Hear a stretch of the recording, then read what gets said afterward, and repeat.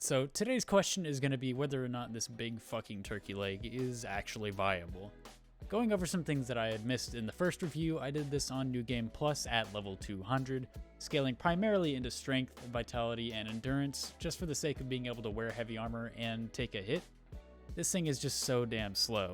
The base physical damage is pretty good, close to if not over 1,000 at max standard upgrade, but I figured we'd make it a bit more interesting and freezer burn this big bitch. Of course, I respect a little bit into intelligence to scale more frost damage, but scaling forward is kind of less than negligible. It's pretty garbo. I decided to use Carrion Filigreed Crest and Radagon Source Seal, Stargazer Heirloom, and Erdtree's Favor. This combination gave me a good vitality and bonus to my stats, just overall, while also allowing me to be a bit more aggressive with the special on this weapon. The Filigreed Crest gave me a bit more freedom with my FP since I didn't really have much into mind. So what do we do to make this big ass frozen turkey leg a viable strategy? Well, we wear heavy ass armor, of course, the veteran's armor, and we use a massive shield that ends up looking like we're a big ass flamingo with big meaty claws and a massive turkey So this weapon overall was pretty good. All memes aside, simply because it just has insane damage and stagger. It was doing on average between 700 to 1,000 damage for most enemies, and could do up to 1,500 to 2,000 per hit, against those obviously with weaknesses to cold or physical.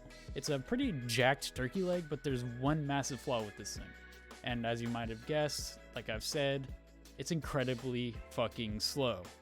The range also isn't really anything to boast about. I could probably stomp on my grandpa's nutsack and he'd shit a brick further than this thing could actually hit somebody. But it's not as bad as Venomous Fang, and never will I again use a fist weapon in this game. Especially when the boss you're fighting decided he's done with your shit and decides to start cheesing the game and floating on a fucking rock so you can't hit him. Though, not shortly after this, I did manage to kill that giant bitch. It only took like 5 or 6 deaths total, which really isn't bad, considering I'm ass at this game. Its damage also pretty easily shoveled away his HP during the first phase, so it wasn't too difficult to drop him like between 5 to 10,000 health with just a good opening combo. Sadly though, this next boss is kind of a fucking cardinal sin, and I'm gonna try not to rant about these two dumb fucking Ren and Stimpy looking snail bitches. Another thing, if you didn't know, these bosses are actually magic snails.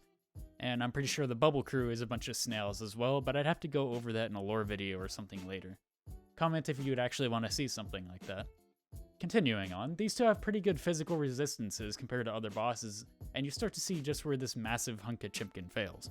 It was only doing about 500 damage a hit, and considering that you pretty much couldn't stop long enough to get a hit on them anyway, you basically just had to run around and use its skill, and that was about the same amount of damage as its light attack. This truly was a pain to try and fight them with. It does very well with single targets because it has basically infinite stagger, but when you throw a second enemy in, it starts to become way too slow to really use.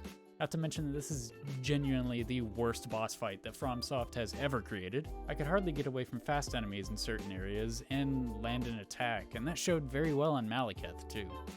He absolutely loves to spam these short and long range attacks no matter where you're at in the arena, and combined with how much each one of his melee attacks makes him jump around, it truly was a horrible experience using this thing. Though a massive factor in favor of this weapon is that its attacks are animated quite differently and have a different attack pattern than just about any other weapon in the game. And while this is just kind of an interest factor for the weapon, it forces you to play a bit differently and think about your timing and using your environment, alongside the ability it has and the skill that it demands from the player, because that's about all you really have working for you.